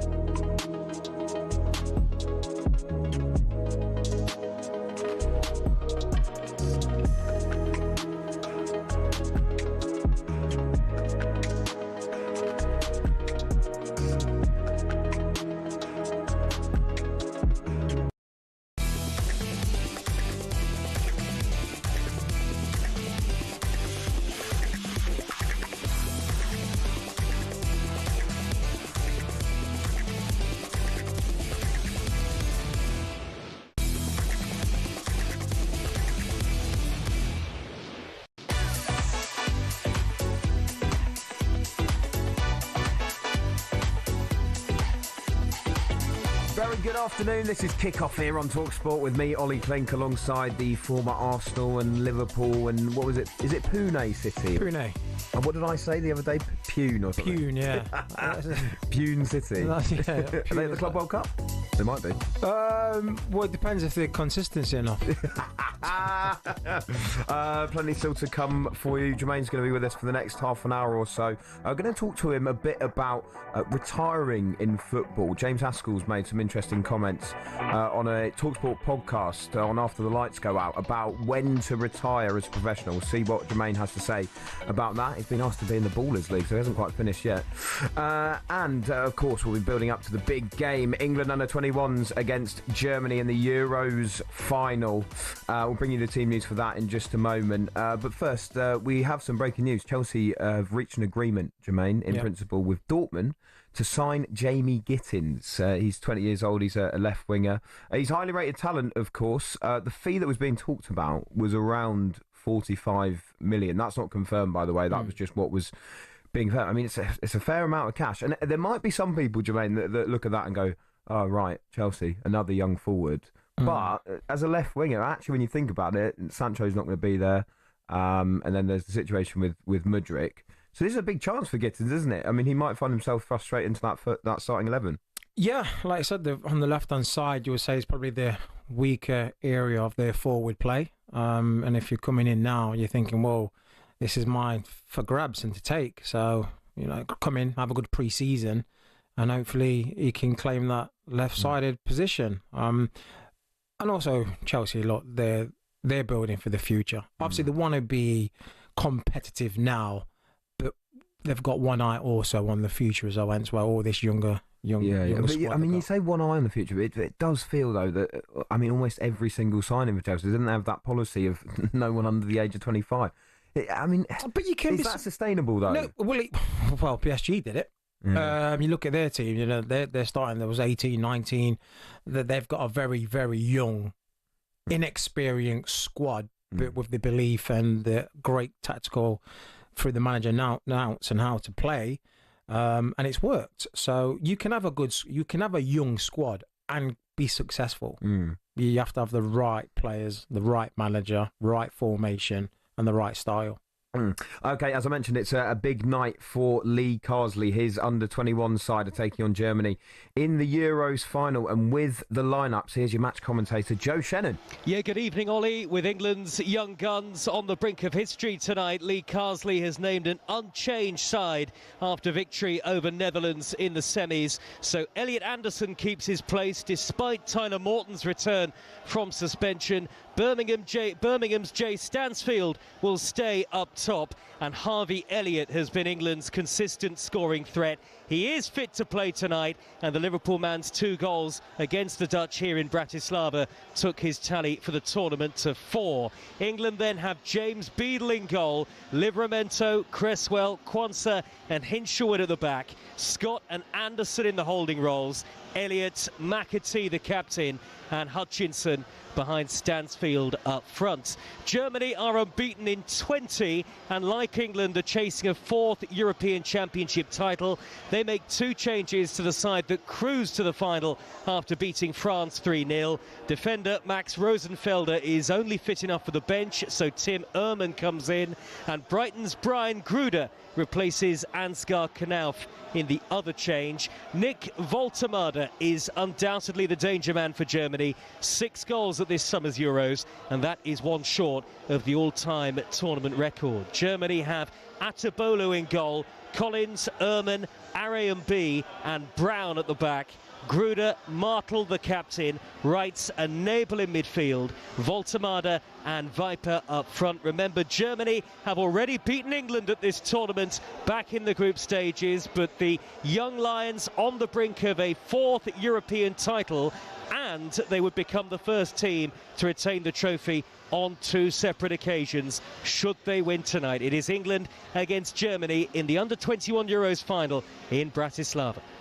Joe, it's really interesting, actually, isn't it? Because you mentioned that loss to Germany early in the tournament, but Germany made, I think, 11 changes for that game as well. So it's almost going to be a Germany side where England won't quite know what to expect from the players they're facing tonight, despite the fact they've already lost to them in the tournament. I think you're absolutely right, Ollie. There was a very different context to that game. It was the final game of the group stages. England, by that stage, had already picked up 4 points, so it would have taken something quite dramatic for them to actually go out of the group stages at that point. Lee Carsley says that really the team clicked, the team arrived at the quarter-final stage with that win over Spain. Took a little while to get going, but now it feels like England have got their rhythm back, and actually even the Germany manager, Antonio Di Salvo, has said in the build-up that the group stage meeting won't really have any bearing on the final. He's expecting it to be a different game as well. So these are two of the two best, you'd have to say, in Europe, and lots of quality on both sides. And Elliot Anderson starting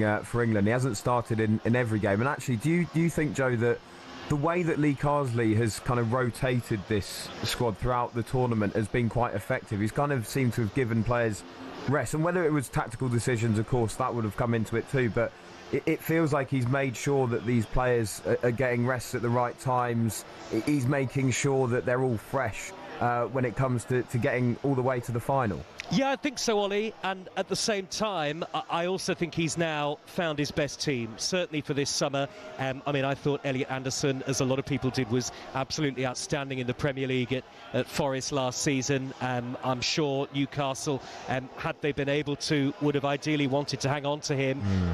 He did come in because of Tyler Morton's suspension, but to me, he showed real quality against the Dutch. That was a game that, on the face of it, you look at it, a 2-1 victory, England scraped through with a late goal, but they were actually by far the better team. And in Harvey Elliott, whose club future is certainly uncertain, you feel, going into next season, England have got a player who's in great goal-scoring form. He's finding the back of the net, he's scoring different kinds of goals.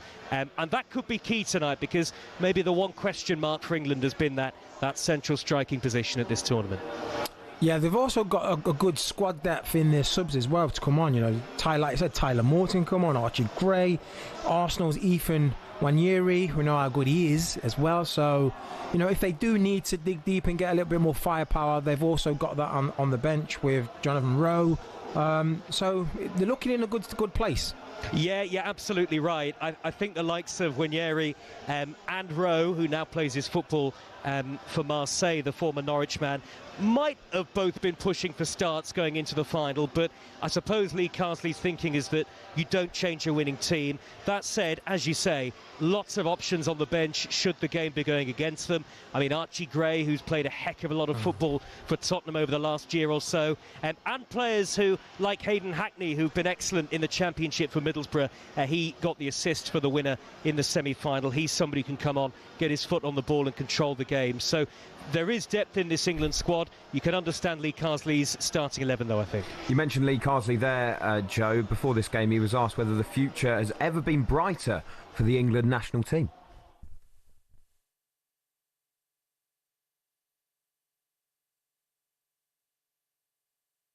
It's a lot brighter if we can win it. I think it can't be an achievement, even though, I'm really proud of the lads just to get to a final. I think, we want to try and win it. We believe that we can.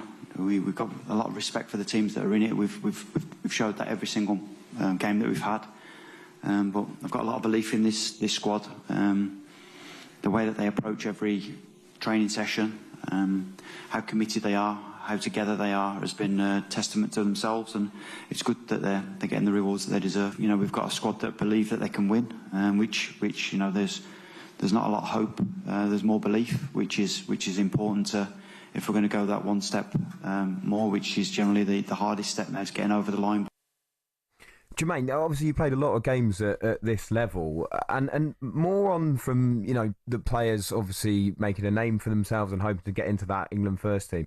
Is the importance about winning these titles, that idea that going forward they will have experienced the feeling of winning in an England shirt? How invaluable is that experience for the first team going forward too? Well, it's the closest thing is to getting that experience to winning a major trophy without being in the senior team. Some of these players, if they do make the senior team in years to come, this would be an absolute, perfect situation, a perfect path for these players when they do get to the Euros for the senior team, the World Cup for the senior team, to know what it feels like to go against up to the giants like Germany, France, Spain, because they've all had to play them to get here.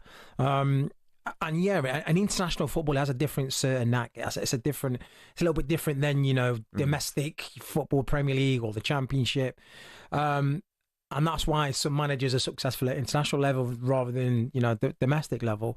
So to have this in your CV, have this in the armoury to be there and done it, yeah, it goes a long way. Yeah, plenty on the line tonight for the Young Lions. We'll bring you all of the build-up from 7:30, and there will be live commentary with Joe Shannon and Darren Ambrose from 8 o'clock as well. We've still got a bit of time left, Jermaine. In just a moment, I'm going to be chatting to you about the right time for a professional sportsman to retire.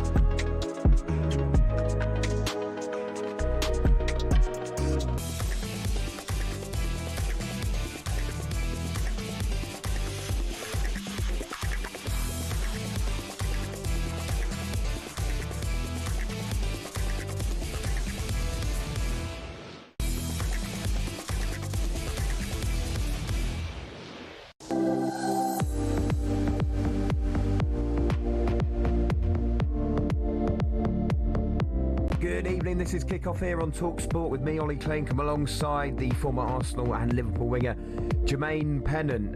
Now, England rugby union great James Haskell is the subject of this Sunday's edition of After the Lights Go Out. It's a talkSPORT series which focuses on the struggles of professional athletes following their retirement. The interview features themes ranging from his high-profile marriage breakup, living with ADHD, struggling with a loss of identity as well after finishing the game, as well as his work today as a DJ. Here he tells Steve Harmison and Liam McKenzie about his struggles following the end of his rugby career. you say yes to everything because you're kind of desperate to earn money, and you suddenly find out you leave no time for training and no time for routine and stuff that you'd really thrived on, that had given you that security.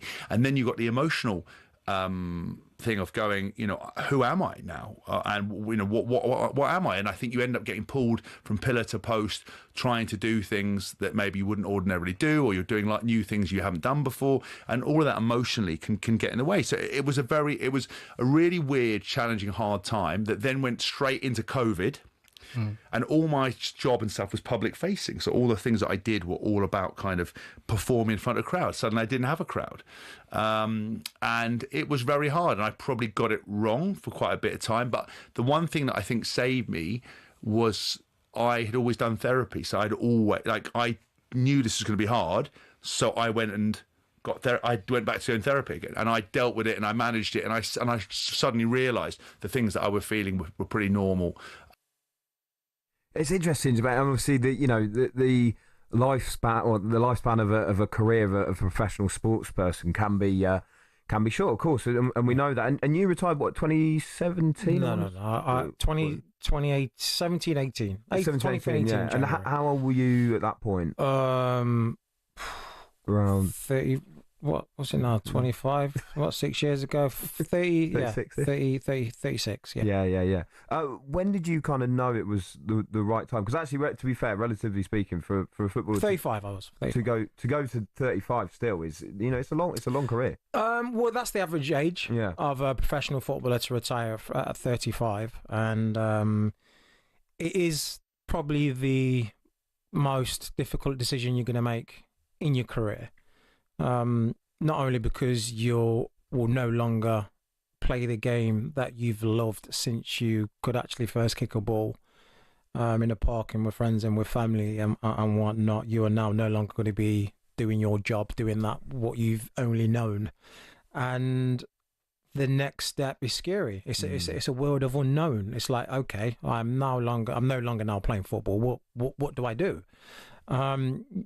Most footballers don't have a degree in engineering or anything of those kind of things. So we're kind of in limbo. Like, what is it we do? We're going to have to now, what you would do as a youngster, as a teenager in your early teens, 15, 16, learning for when you preparing you for your adult life. It's like once you finish, you've now got to go back to that years. You've got to now go back to the drawing board and learn a new way of work, or whatever it may be you want to do. Can't just sit around for 30, 35 and not do anything. So it's scary times, and some people can't get their head around that, and they don't know what to do, and they find themselves in a dark place, and that's when it gets really scary. Did you ever find yourself in that kind of place at all? Only for like six months or so. It was once I finished, I kind of enjoyed for about 6 months of doing absolutely nothing. Out playing golf and just waking up whenever I wanted to. I didn't have a routine, so I kind of went away and all that. So I enjoyed the early parts, and then 6 months and I'm forward. You then think, right, what am I doing with my life now? What do I do next? And again, that is scary. And I started to come to talkSPORT in 2021, so after COVID, and I've loved it. 2020, 2021, I've really enjoyed it, and I thought, this is something I can get into. I enjoy, and with football, towards the end, I just didn't love it, and I'm thinking, going into talkSPORT, I get more happiness than going into training and playing football now. And so for me, I knew retirement was on the cards, and I was looking forward to retiring. But then once I retired and then thinking, now what am I going to do? It was a scary little, transition. And my relationship at the time, my marriage, it had a big effect. Because I wasn't the man that I was, when I was playing. I was kind of just a shell of myself. It was interesting as well hearing James Haskell talk about the public-facing side of things too. Do you feel as well with talkSPORT? Obviously as a footballer, you'd have had highs that I can't even imagine, you know, and playing in front of crowds, and it's things that, you know, that us people who haven't played the game absolutely dream of. Was there a sense ever for you that you kind of wanted to try and match those highs again? Did coming in and doing things like a radio show get you that excited? The little buzz, the little adrenaline, you know, it gets all that. But you got to understand as well, as footballers, we do have things going on in our life. We do have, you know, mental hardship at times, and, you know, our mental health can deteriorate or for whatever reasons. And football was, for his players, a side of therapy. So every time doesn't matter what was going on in my life, how depressed I may have been, as soon as I woke up and went into training ground, I was fine. I was with the boys. I was, you know, having a giggle in that bond of a family, playing, getting ready for the weekend. I felt great. But then as soon as you go away from that, that's when all your troubles and all your struggles come to the surface again. You go and train and it's all, you know, it's suppressed down and you're happy again. So it was a way of kind of therapy as well, of you know, dealing with things and being happy. And then as soon as that's gone, you're then left to your own devices and like, oh, I'm in a bad place here. Like, who do I turn to? And football was that release before? Yeah. And then obviously when you're not playing, that's when certain issues also arise with players and whatnot. So not having that in your armoury, not having that to fall back on, and then you have to find a new way of dealing with things in certain situations. Yeah, do you know what? When we did the talkSPORT trophy game where our presenters kind of play against each other, it was funny. I commentated on that game. I only get the big games, obviously. Big old game. Yeah, the 450th commentary. Of the season. No, but what was it? I mean, you were electric in that game. I'll be completely honest. You were the best player on the pitch, and even some of the ex-pros. I remember Troy Deeney coming off the pitch. He did a little substitute half-time interview, so we were the first to do it. But he was just saying, I mean, Jammer could still play. He could still play at the very kind of highest level. When people say that, do you ever? I know it was a time ago that you retired now, but when people say that, do you ever think like, yeah, go on then. I'll give it a go. Get back out there. Do you know if there's a good offer now? Yeah. Do you know what it is? It's again, they're only like little small-sided games, five or six aside. It's not big. Yeah. But as soon as you get on a big pitch, trying to do that for 90 minutes, you know, I know my body wouldn't be able to cope. It's not conditioned to be able to do that anymore. So little small glimpses, then 100%. I'm still sharp, still quick. Not as quick, but still can get around and do. You know, you don't lose the ability. It's just the strength, the pace, and your body, you know, maintaining all what it needs to do to stay fit without, you know, breaking an hamstring and your calf pulling there. You're absolutely lashing goals past the newsreader Ben Fletcher. Honestly, like it was a mesmerising performance. It's on YouTube, I think, if you want to watch. Well, not the only man of the match performance you've had. Was the other one Champions League final? I've had a few, mate. Which was more important, the talkSPORT Trophy one or the Champions League final? Mate, bragging rights. Coming into the office, seeing the boys. Come on. I love it. Jermaine Pennant, it's been an absolute pleasure. As always, Olly, mate. Absolute legend of the game. And a reminder, by the way, if you want to hear that full interview with James Haskell after the lights go out, is on from 8 o'clock this Sunday on talkSPORT. You can also find it as a podcast as well. Right, in just a moment, we'll bring you all of the build-up for the big game for the Young Lions. They're taking on Germany in the Under-21s Euros Final.